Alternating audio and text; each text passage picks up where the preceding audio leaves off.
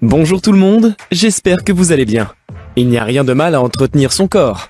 D'ailleurs, de plus en plus de personnes s'investissent dans le sport histoire de garder la forme. Il y en a même qui optent pour une petite chirurgie, histoire de se rafraîchir la façade. Cependant, certains poussent la barre très haut, peut-être même trop haut. Pour le coup, je vous garantis que cette vidéo va vous scotcher. On s'installe confortablement et on s'accroche, car on va découvrir des personnes qui ont abusé de la chirurgie esthétique. Numéro 1. Martina Bijay, Michael Irwin. Avez-vous déjà entendu parler de gens qui voulaient changer de couleur de peau? Eh bien, c'est le cas de Martina. En plus de son rêve d'avoir de gros seins, elle voulait à tout prix bronzer énormément. Elle a assombri sa peau en utilisant des injections de mélanine. Elle affirme avoir pris seulement 3 injections pour passer de peau claire à peau foncée. En effet, elle et son mari, Michael, se sont injectés des produits de bronzage pour la peau. Mais ces produits ont été plus efficaces sur la peau de Martina. Elle est passée du blanc au noir, et son mari quant à lui est devenu un peu plus bronzé. Selon les médecins, il y a de fortes chances que le couple ait un bébé noir à cause des injections. Certains sont sceptiques quant à cette affirmation. Mais elle fait tout de même sens étant donné que les injections vont dans la circulation sanguine et s'imprègnent à l'organisme. Martina veut être une femme noire et se sentir noire depuis toujours. Rien de mal à cela. Mais elle a même été jusqu'à prendre l'avion direction le Kenya où elle a été baptisée afro-américaine de façon officielle. Fait encore plus surprenant, elle espère de tout cœur que son bébé sera noir, mais dit que si elle a un bébé blanc et un autre noir, eh bien elle ne fera pas de préférence ni de discrimination. Numéro 2. Cindy Jackson. Cindy Jackson semble assez normale à première vue, n'est-ce pas? Mais elle n'est pas si naturelle que ça, puisqu'elle a subi environ 14 opérations chirurgicales et 47 interventions pour être ce qu'elle est aujourd'hui. Non seulement elle a eu affaire à une liposuction, c'est une chirurgie esthétique qui permet de remodeler son corps, mais elle a également fait 3 liftings, un au niveau du visage et 2 autres assez spéciales pour ses yeux. Son nez quant à lui a subi 2 interventions. Cindy a fait des implants pour ses lèvres, elle a également effectué une chirurgie esthétique qui lui a permis de réduire son menton. Mais ce n'est pas fini, puisqu'elle a eu recours à de nombreux autres traitements, comme le peeling chimique et le maquillage semi-permanent. À 21 ans, elle perdit son père et hérite donc des biens de ce dernier. Dès lors, l'argent n'était plus donc un problème. Elle pouvait donc transformer son corps à volonté. En effet, Cindy n'avait jamais aimé son apparence. Progressivement, les modifications corporelles s'étaient transformées en obsession. Elle en faisait une presque chaque mois. Son objectif était de ressembler à la poupée Barbie. Aujourd'hui, elle dirige un service de consultation en chirurgie où elle donne des conseils pour des résultats naturels. Dites-moi, vous lui donnez quel âge sur cette photo? Faites une pause et répondez en commentaire. C'est fait? Alors on va voir si vous étiez près de la bonne réponse. Vous avez répondu combien? 30, 40, 50? Eh bien, sur cette photo, elle en a 62. 62 ans. Ouais. Numéro 3. Dennis Avner. Originaire des tribus indigènes de Lakota et Huron, Dennis croit fortement en la puissance de l'esprit animal.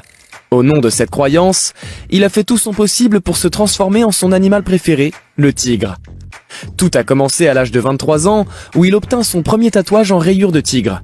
Ensuite, il a aplati son nez pour que cela ressemble à un nez de tigre. Il a fait des implants de sourcils qu'il a allongés de façon étrange. Il porte également des moustaches synthétiques qu'il passe à travers des trous qui ont été placés au niveau de ses lèvres. Étant donné que la loi américaine a déclaré que les modifications corporelles sont illégales, il se rend chez les chirurgiens indépendants pour ses opérations corporelles. Les opérations se font donc sans anesthésie. Aïe, pour lui, la douleur en vaut la peine. Il espère un jour être un parfait croisement entre l'homme et le tigre. Numéro 4. Eric Sprague. Celui-ci a tout mis en œuvre pour ressembler à un lézard. Eric Sprague, puisque c'est de lui qu'il s'agit, est un homme qui s'est autoproclamé être un lézard. Il a fallu 700 heures de séances de tatouage pour atteindre son objectif. En réalité, il peut vraiment faire penser à cet animal. Il s'est fait des petites écailles de reptiles sur le corps. Il a également fait une scission de langue ainsi que des implants de sourcils. Depuis sa transformation, il a fait le tour du monde. Il participe à des spectacles bizarres où il fait passer des tire-bouchons ou d'autres objets tranchants dans son corps. En réalité, il se voit comme une véritable créature mythologique et beaucoup de personnes sont fascinées par le fait qu'il ait trouvé une femme, tout ce qu'il y a de plus ordinaire. En plus, il l'a rencontrée sur la route entre 2 spectacles.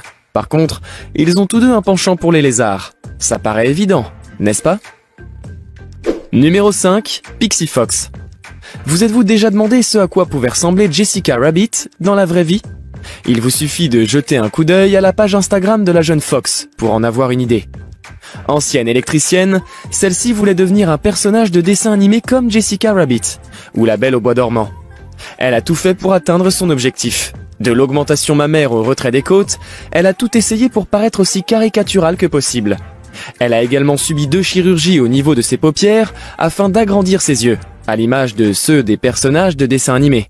Elle affirme que beaucoup de personnes critiquent son apparence semblable à un dessin animé, et qu'elle prendra cela comme un compliment. Fox espère obtenir une taille de 35 cm comme la plupart des princes Disney.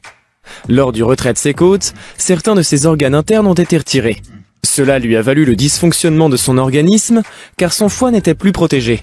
Pixie Fox n'est plus capable de manger des aliments consistants, puisqu'elle n'était plus en mesure de bien les digérer. Suite à ça, elle a dû adapter son régime alimentaire.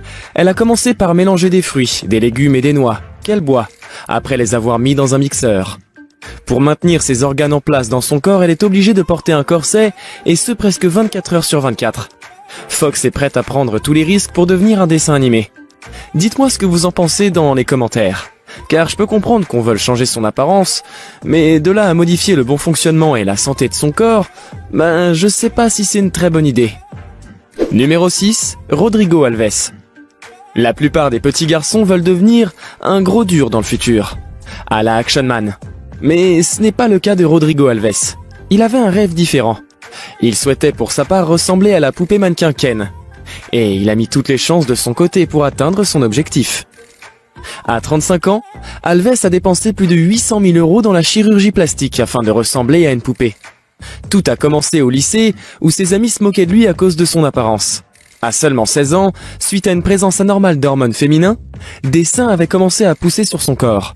Tout le monde le taquinait par rapport à ça. À ce problème s'ajoute son nez en forme de pomme. Il était donc victime de plusieurs intimidations. Il a affirmé avoir été poussé dans les escaliers par ses camarades, car ces derniers le traitaient de laidron.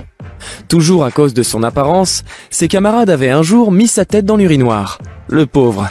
À 17 ans, ses parents lui ont fait subir une chirurgie visant à le débarrasser de ses seins. Dès lors, cela lui a donné des idées, et il ambitionna de transformer son corps en une peau plastique brillante. Pour réaliser son rêve, Alves a fait plusieurs greffes de peau et subi plusieurs chirurgies. Son nez a été transformé plus de 10 fois, et pour aller au bout d'une énième opération au niveau du nez, la chirurgie ne s'est pas bien déroulée. En effet, il avait eu une infection au niveau de ce dernier et cela a failli lui coûter la vie. Selon ses médecins, cette infection pourrait atteindre le cœur et le tuer par la suite. Heureusement, il a survécu, mais son nez ne pouvait plus fonctionner normalement. Désormais, il ne peut que respirer par la bouche. Suite à une autre chirurgie, il a aussi été paralysé des bras, car l'objectif de cette opération était de muscler davantage ses bras. Conduit d'urgence à l'hôpital, il avait peur que les médecins décident de les amputer. Contre toute attente, il y avait plus de peur que de mal. Après ces dernières tentatives qui ne faisaient qu'échouer, il a décidé d'aller voir un psychiatre. Ce dernier lui a diagnostiqué un trouble de dysmorphie corporelle. Numéro 7, Maria Cristerna. Originaire du Mexique, Maria Cristerna s'est tournée vers l'art corporel, après avoir été à plusieurs reprises victime d'abus domestiques. Elle voulait se réinventer et a donc décidé de ressembler à, accrochez-vous, un vampire. Alors elle s'est fait implanter des cornes en titane insérées dans son cuir chevelu, ainsi que des crocs. Elle a également subi plusieurs chirurgies dentaires. Quand les gens la voient dans la rue, ils fuient comme s'ils voyaient un démon.